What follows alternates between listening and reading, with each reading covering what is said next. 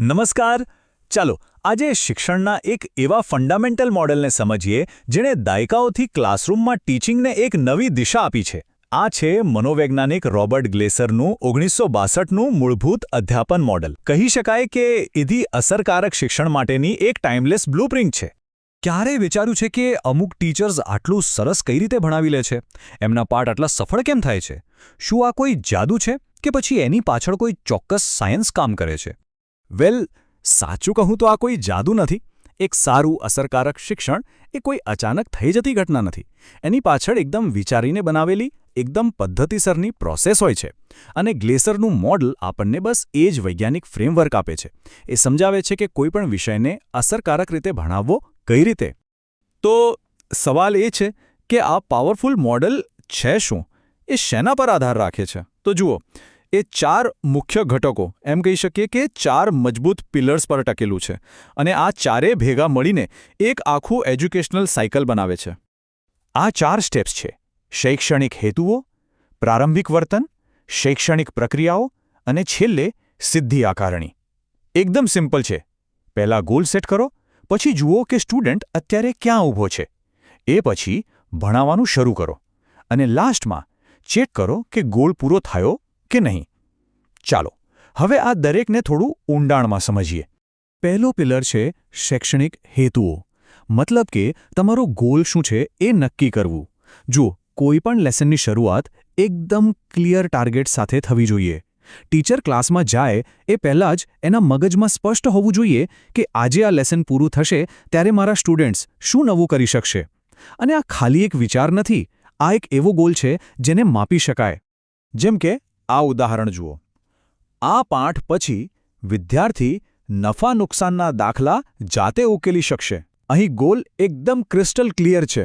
એવું નથી કહ્યું કે વિદ્યાર્થી નફો નુકસાન સમજશે. સમજવું તો બહુ વ્યાપક શબ્દ છે, પણ દાખલા ઉકેલી શકશે. આ એકદમ ચોક્કસ અને માપી શકાય એવું લક્ષ્ય છે. આ જ તો એક સારા શૈક્ષણિક હેતુની ઓળખ છે. હવે આવે છે બીજો પિલર, પ્રારંભિક વર્તન. એટલે કે સ્ટુડન્ટની શરૂઆતની સ્થિતિ જાણવી. સિમ્પલ ભાષામાં કહું તો તમારે ક્યાંથી શરૂઆત કરવી છે એ જાણવું. બહુ સીધી વાત છે. તમે કોઈને ગુણાકાર ત્યાં સુધી શીખવી જ ન શકો જ્યાં સુધી તમને ખબર ન હોય કે એને સરવાળા આવડે છે કે નહીં. બરાબર ને? એટલે ટીચર શું કરે? થોડા સવાલો પૂછીને સ્ટુડન્ટનું પહેલાંનું નોલેજ ચેક કરે છે, જેથી લેસન બરાબર સાચા લેવલથી શરૂ થઈ શકે. અને હવે આવે છે આ મોડલનું હૃદય, એટલે કે એકચ્યુઅલ ટીચિંગ પ્રોસેસ. આ છે એક્શન ફેઝ. અહીંયા ટીચર પોતાની બધી સ્કિલ્સ અને ક્રિએટિવિટીનો ઉપયોગ કરે છે. કોઈ વાર્તા કહેવી, પ્રોજેક્ટ કરાવવો, સવાલ જવાબ કરવા, સ્માર્ટબોર્ડનો ઉપયોગ કરવો, આ બધું જ આ સ્ટેજનો ભાગ છે.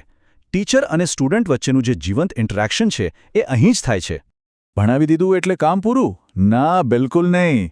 હવે આવે છે ચોથો અને છેલ્લો પિલર, સિદ્ધિ આકારણી, એટલે કે પરફોર્મન્સ એસેસમેન્ટ. હવે એ ચેક કરવાનો સમય છે કે જે ગોલ લઈને આપણે નીકળ્યા હતા એ પૂરો થયો કે નહીં.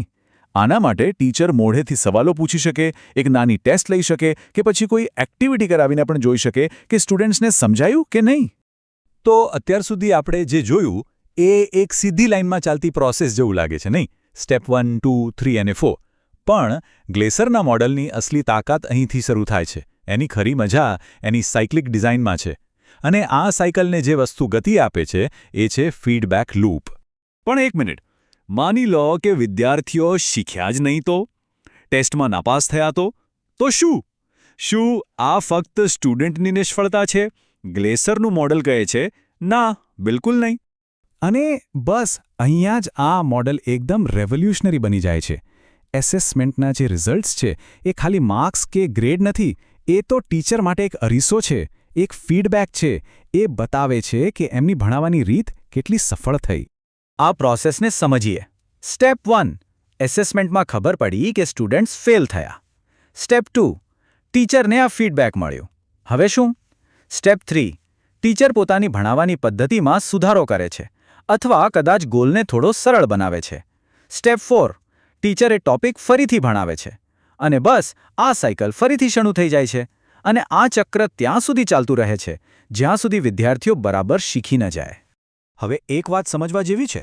આ મોડેલ ખાલી એક ટીચર કે એક ક્લાસરૂમ માટે નથી. ના, એની અસર આખી એજ્યુકેશન સિસ્ટમ પર પડે છે. ચાલો જોઈએ કે જે શૈક્ષણિક લીડર્સ છે, જેમ કે ડીઈઓ, એ લોકો આ મોડેલનો ઉપયોગ કેવી રીતે કરે છે. વિચારો કે જ્યારે કોઈ એજ્યુકેશન ઓફિસર સ્કૂલમાં ઇન્સ્પેક્શન માટે આવે છે ત્યારે એ શું જુએ છે? એ આ 4 પિલર્સના આધારે ટીચરની અસરકારકતાનું મૂલ્યાંકન કરે છે. એટલું જ નહીં, બીએડ જેવા ટીચર ટ્રેનિંગ પ્રોગ્રામ્સમાં જે લેસન પ્લાનિંગ શીખવાડાય છે એનો પાયો પણ આ જ મોડેલ છે. અને એનાથી પણ આગળ રાજ્ય લેવલે જે ટેસ્ટ લેવાય છે એના ડેટાનો ઉપયોગ કરીને આખી સિસ્ટમમાં ક્યાં સુધારાની જરૂર છે એ નક્કી કરવા માટે પણ આ જ ફીડબેક લૂપ કામ લાગે છે. તો હવે એક મોટો સવાલ મનમાં આવે. આ મોડલ તો 1962નું છે, એટલે કે 60 વર્ષથી પણ વધુ જૂનું. તો શું આજના આ ટેકનોલોજી અને એઆઈના જમાનામાં પણ એ એટલું જ રેલેવન્ટ છે? અને આનો જવાબ છે હા, બિલકુલ, એકદમ સુસંગત છે. જુઓ, ભલે ને ક્લાસરૂમમાં સ્માર્ટ બોર્ડ આવી જાય કે પછી આપણે ઓનલાઈન ભણાવવા લાગીએ, પણ શિક્ષણનો જે મૂળભૂત પાયો છે, જે કરોડરજ્જુ છે, એ તો એની એ જ રહે છે. આ જે વાત છે ને, એ આખા વિશ્લેષણનો સાર છે કે ગોલ સેટ કરવો, સ્ટુડન્ટનું લેવલ જાણવું, પછી ભણાવવું અને છેલ્લે એનું મૂલ્યાંકન કરવું. આ જે બેઝિક ફ્રેમવર્ક છે ને, એ હંમેશા આવું જ રહેશે. યાદ રાખો, ટેકનોલોજી એ માત્ર એક સાધન છે, પ્રોસેસ નથી. અને ગ્લેસરે જે મૂળભૂત પ્રોસેસ સમજાવી છે એ ટાઈમલેસ છે. અને અંતમાં હું એક સવાલ સાથે આ વાતને પૂરી કરીશ. આજે આપણે એઆઈ અને નવી ટેકનોલોજીના યુગમાં જીવી રહ્યા છીએ. તો શું લાગે છે, શિક્ષણના આ જે પાયાના સિદ્ધાંતો છે એ હંમેશા આવા જ અકબંધ રહેશે કે પછી આ હ્યુમન સેન્ટ્રિક મોડલ બદલાઈ જશે? આનો જવાબ તો આવનારો સમય જ આપશે.